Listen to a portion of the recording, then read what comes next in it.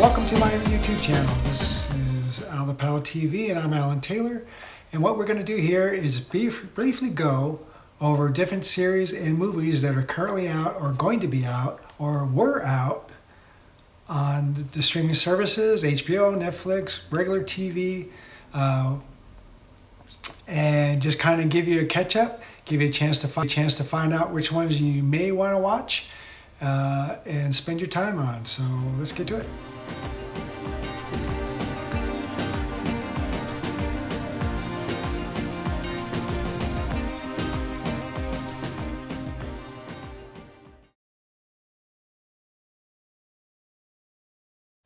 Okay, another show that's been on 3 seasons now, so hopefully you've seen it. It's very popular. It's called Ozark.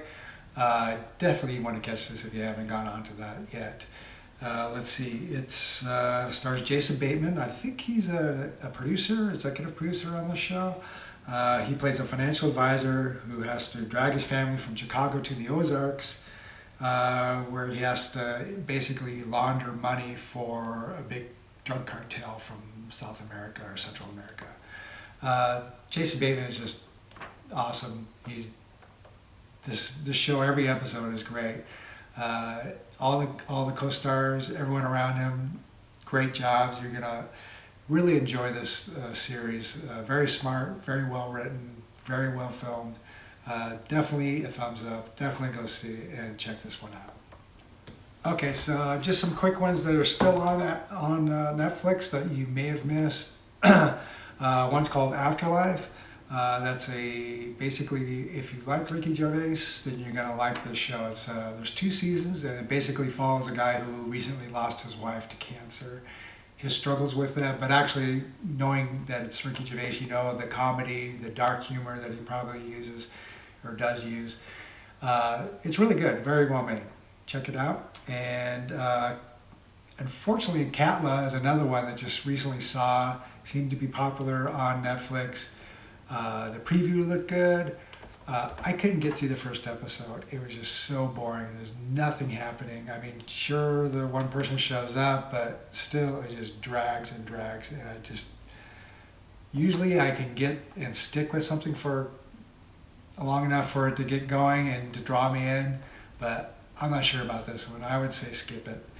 And another one that's going to have a second season, I believe, and it was out a couple of years ago, is Russian Doll, which basically took the Groundhog Day movie with Bill Murray premise of reliving the same day over and over again and put a little twist on it, put their own little original thoughts into it. And I think they did a really good job with this. It's really enjoyable, very funny, very interesting. I would say definitely worth spending the time watching it. Some other ones that have the same thing, since we're on the subject, Boss Level recently came out on Amazon, and it has the same kind of idea of reliving the same thing over and over again and learning from it.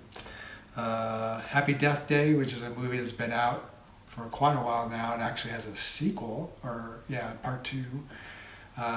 Which the first one is really good. The second one's good. They're both worth watching. Female lead. And also over Corona, one of the better movies I saw on Hulu, Palm Springs. Definitely see that one if you haven't seen it. It's very good. So let's cover some other ones. These are just quick takes, things on Netflix that I think are worth seeing. Kim's Convenience. It's basically a Korean family who lives in Toronto, and their family runs a convenience store, and it's them growing up and their interactions. Usually I don't enjoy standard sitcoms, but this was an exception.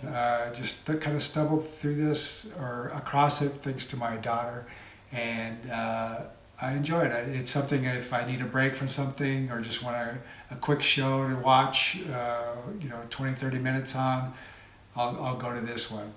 Excellent show, well written. Of course, there's The Crown. I'm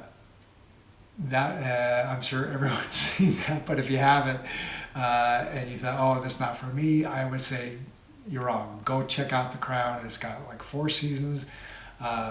Takes basically the entire history of Queen Elizabeth II. She's like the longest reigning monarch in England history, which is saying something.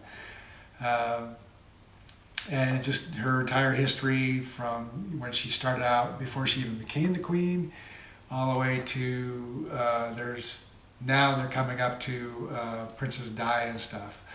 So all the little political in and outs, the historic events and the family are pretty much covered.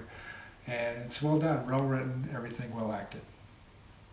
So another show that I think people may have missed, though, is called OA. It has 2 seasons. The first season was very good.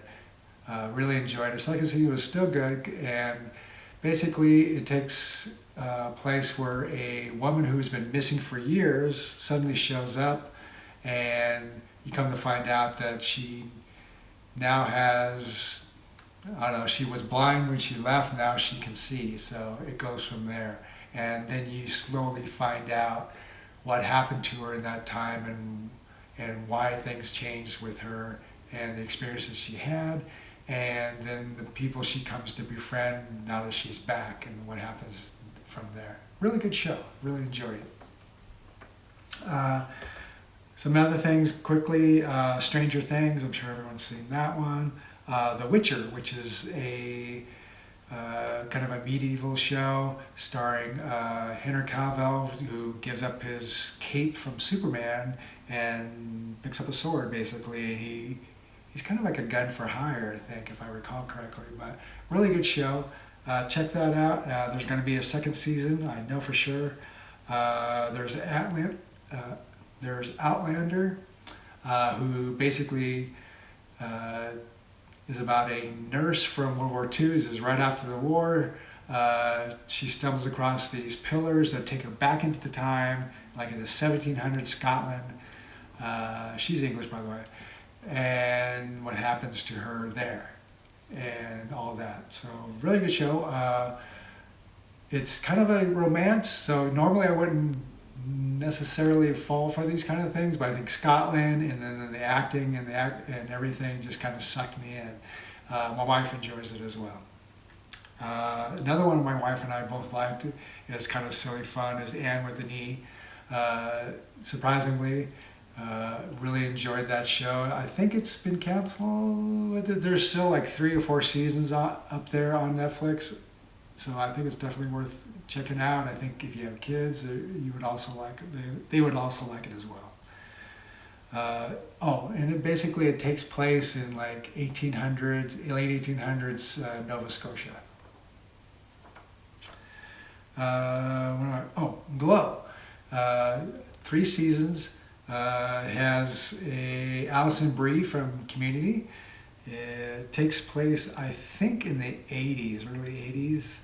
And basically she's a struggling actress, and she will try to get any part she can. She ends up getting this part for this show where it's basically early days of pro wrestling, but it's female, all women.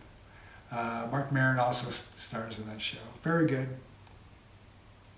I like horror films. Actually, I'm kind of picky about them, but I do seek them out when I can if they look like they're well made and there's some effort put into it. One on Netflix that I really liked was The Haunting of Hill House. And it's basically dealing with the history of this family and, of course, this house, and the haunting of them in the house and how it's still going on and how they deal with it and their interfamily dynamics, so to speak. So that one's a really good one. I think that's gonna be a series ongoing as well. The Kingdom, which takes place in a feudal period Japan with zombies. So it's kind of combining Kurosawa and John Carpenter. I love this series. It's fantastic. I mean, you have to deal with subtitles, but it's really not that. It doesn't throw you off. I think you might even be able to do, if you can't do the subtitles, you can probably do the dubbing in English if that doesn't throw you off either. Definitely worth seeing. There's 2 seasons. The first one was fantastic, and the second one is still good. So definitely check it out. It is really good.